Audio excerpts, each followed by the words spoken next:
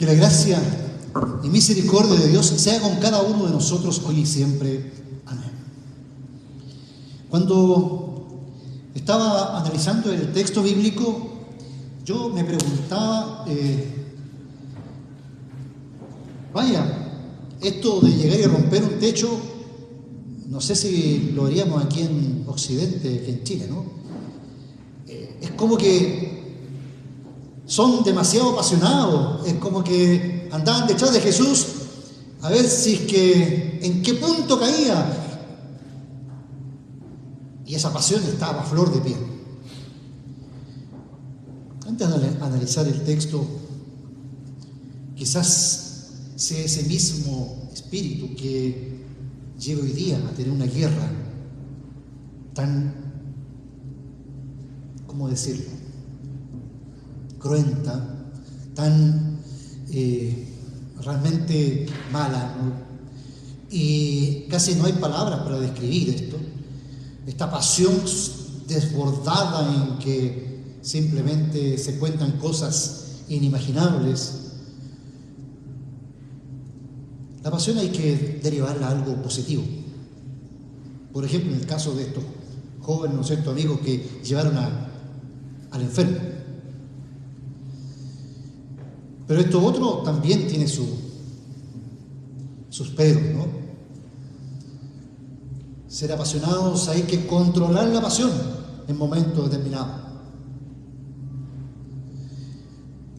Y yo creo que vamos a orar más ratito, justamente por lo que está pasando en Medio Oriente. La verdad es que uno no aquilata todo esto, pero es necesario que Dios coloque paz en esa zona. El texto que hoy día nos convoca, no sé qué les hizo pensar a ustedes, qué les llamó la atención. A ver, díganme ustedes por ahí qué elemento les llamó la atención. Jesús llega, ¿no es cierto?, a Cafarnaúm. Ustedes saben que algunos dicen que Jesús tenía casa en Cafarnaúm, ¿ya? Era su casa. Podría ser casi es el único episodio en que aparece Jesús en su casa. Y le rompen el techo, me dicen. ¿Ya? Y resulta de que él ya tenía su popularidad, había hecho algunos milagros, había sanado a muchos enfermos, dice el capítulo anterior de Marcos. Y ahora se encuentra en su casa. Imaginémonos que estamos ahí. ¿Dónde nos encontraríamos nosotros?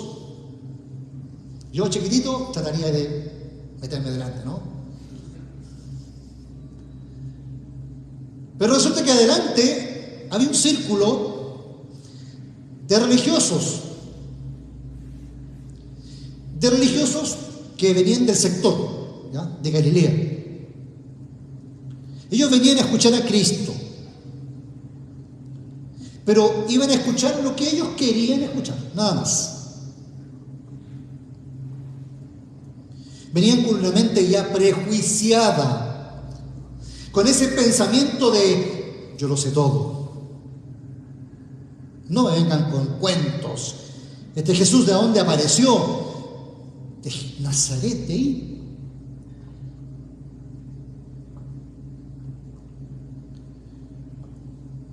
En el fondo ellos estaban dispuestos a encontrar una falla en Cristo. Y si alguien quiere encontrarle una falla a Cristo, va a tratar de buscarle, como uno dice aquí en Chile, y lo digo aquí en Chile porque esto está saliendo también para el extranjero, así que, ¿no?, la quinta pata del gato, o sea, lo último, ¿no es cierto? Ya hay alguna cosa rebuscada para ver dentro de todos los evangelios, todas las cosas buenas que hizo, de repente, pero miren esto. Le dijeron que su amigo Lázaro estaba muriendo y no fue. No sé, cualquier cosa. Si alguien quiere denostar, criticar al cristianismo, va en porque somos humanos, la iglesia es humana. Ahora, ¿qué pasa después de eso? Es otro cuento.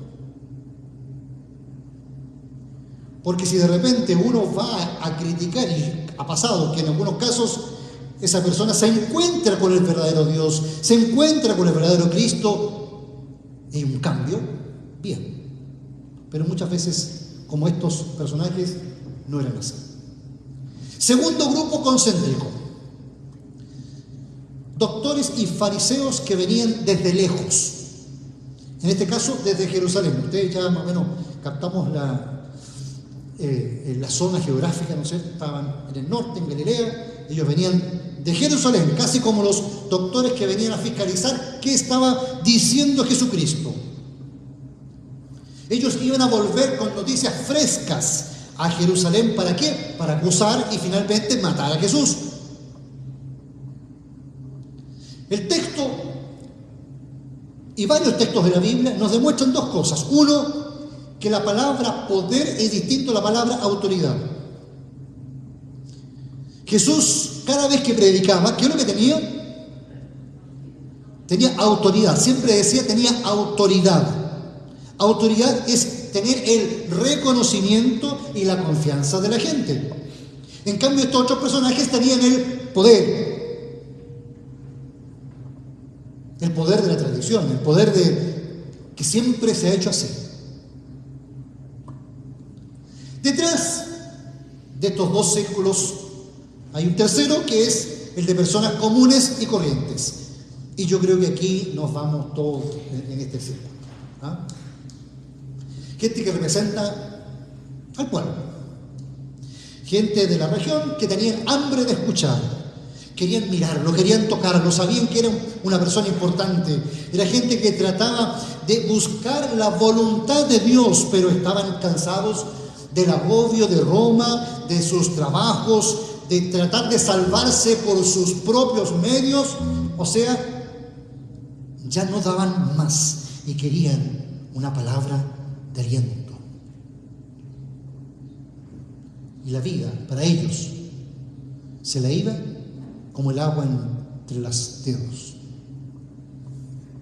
Por lo tanto, necesitaban escuchar algo nuevo. Y finalmente están los, cuarto círculo, por decir de alguna forma, los enfermos. Los enfermos representan a todas aquellas personas que están incapacitadas para llegar a Jesús. No tienen ninguna oportunidad de poder tener una sanidad. Inclusive hay otra historia de Jesús que no sé si ustedes se acuerdan, en el estanque de Siloé, en que venía un ángel, movía el agua, ¿no es cierto? Y venía, el primero que corría al estanque, tocaba el agua, era sanado. ¿Ah? Pero había uno que era paralítico, así que ninguna posibilidad, porque mientras se intentaba parar, ya 50 ya se habían levantado a correr. Este enfermo representa eso. No tienes la capacidad de ser humano natural. No tienes la capacidad de entender a Dios, de acercarse a Dios. Es por eso que Dios se acerca a nosotros. ¿Cuántos hoy están incapacitados? Y no por un impedimento físico, sino psicológico, sino espiritual, sino moral. Inclusive hay gente que dice, no, Dios en su fuero interno, Dios no me va a recibir.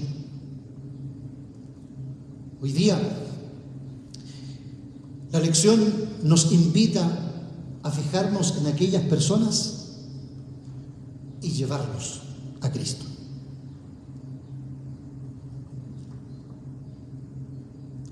No, a ver, yo digo, ¿no es cierto? Hay personas que pueden ir solitos a Cristo, pero hay personas que no pueden ir a Cristo. Y hay personajes que no pueden llegar porque están de alguna forma, ¿cómo decirlo?, esclavizados, no tienen la visión y es necesario darle un impulso. Lo mismo pasa con nuestros niños pequeños. Ya cuando son más grandes, ¿no es cierto?, tienen la posibilidad de elegir, está bien. Pero hoy día no tenemos ningún niño. Somos puros adultos. ¿Eso qué significa? Que muchas veces, ¿no es cierto?, se confunde el hecho de que en la casa se diga, ¿no es cierto?, miren, no, ustedes si quieren ir, van. Eso, cuando uno puede responder esa pregunta, es porque ya puede responder ante sus actos.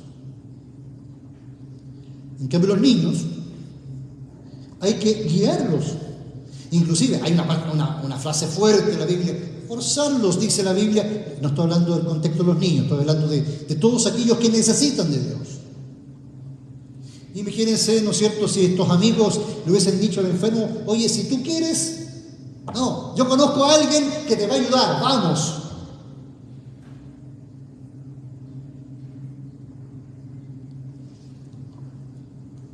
Para eso es la iglesia. Para eso son los cristianos. Nosotros también estamos representados en aquellos amigos. ¿Por qué razón fue sanado este hombre? ¿Se acuerdan ustedes, no? Por fe. ¿Pero por fe en quién? En fe en los amigos. ¡Wow! ¿La fe no es personal? Claro que sí. Pero aquí no había fe personal. La fe está representando a los padres o a todos aquellos que le decimos a la persona: vaya a Cristo. Seguramente vio tanta pasión en aquellos hombres bajando esa camilla que Jesús tuvo misericordia de esa persona. Por eso que somos importantes los cristianos, porque estamos para llevar la camilla de un amigo o de una amiga. A veces no es necesario, a veces faltan manos, porque con una persona no podían llegar a Jesús. 4 se necesitaron. Y más encima, estos personajes, cuando llegaron, seguramente vieron un montón de cabezas por ahí y obstáculos para llegar donde el maestro. Hicieron algo que, de seguro, en ese momento, ¿no?, algún luterano le hubiese dicho ahí: oye, pero ¿por qué rompen el techo si eso es lo más importante? No.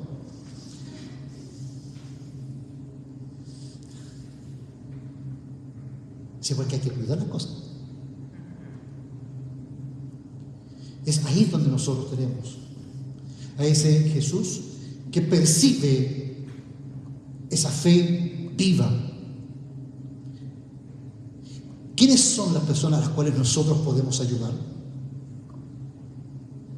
Quizás están en nuestra propia casa, quizás son amigos, quizás son trabajadores. Nosotros estamos ahí y juntos apoyándonos para bajar a esa persona a Cristo. Muy bien, la escena, yo creo que estamos metidos en la escena, ¿no es cierto? Está ahí todo expectante, a ver qué hace Cristo. Una sanidad más espectacular. Llega Jesús, se concentra y lo primero que dice es: tus pecados te son. ¡Qué frustración! Jesús, nosotros, disculpa, es bonito lo que tú estás diciendo, son bonitas palabras, pero lo que queremos es que se sane, que se levante, que se vaya. ¿Sabían ustedes que en el Antiguo Testamento había una relación muy importante, muy directa entre lo que es pecado y enfermedad? Entonces se supone que si tú tenías una enfermedad es porque habías pecado. Pareciera ser que en este texto Jesús confirma eso y dice: a ver, aquí lo más importante no es las consecuencias, sino es el fondo. Y ese es el problema del ser humano, que cuando viene a Cristo, o ve la religión, o ve la fe, solamente se fija en las cosas periféricas y no va al meollo del tema. ¿Cuál es el meollo del tema? No es lo que está pasando allá, no es lo que está pasando acá, sino lo que está pasando en mi corazón, aquí. Jesús quiere tener un trabajo conmigo. Por eso que le decimos todos los domingos: hágase tu voluntad.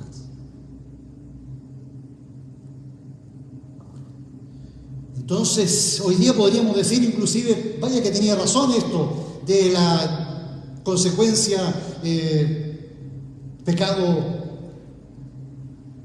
enfermedad. Hoy día le podríamos llamar psicosomático, ¿no? Muchas cosas se pueden entender a través de eso. No todas, obviamente. Pero para Jesús lo más importante es que ese paralítico se hubiese ido perdonado. Y salen los ortodoxos. ¿Pero cómo es posible? Solo Dios perdona.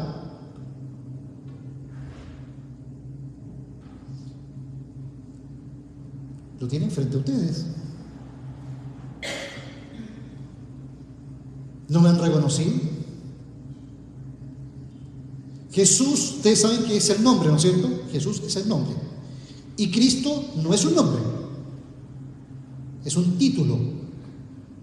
Así como antes aquí en Chile existía, ¿no es cierto?, Mayor de los Zambrano, el nombre, ¿no es cierto?, Conde de la Conquista, ¿no? Título. Así Cristo es el Mesías. Lo tenían frente a ellos. Y para Jesús, ¿qué era más importante, más difícil? ¿Perdonar pecados o sanar al enfermo? ¿Qué era más difícil? Perdonar. Y díganme si hurgamos un poquito más en el perdón. Vaya que es difícil perdonar.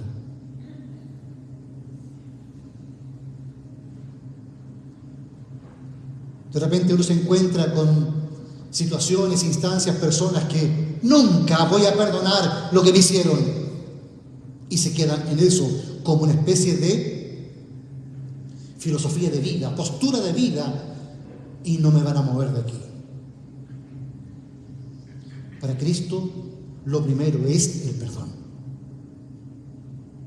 Y para demostrar también que Él era Dios, bueno, lo levanta y lo restaura. Imaginémonos, es el tema del perdón en lo que está pasando en Medio Oriente. ¿Qué diría Cristo hoy día? Y quizás no nos fijemos tanto en Medio Oriente, fijémonos en Chile, fijémonos en nuestra sociedad. Se requiere que muchas veces nos perdonemos. Fíjense el texto de Santiago, pasó desapercibido un texto que dice Santiago, perdónense o pídanse perdón unos a otros.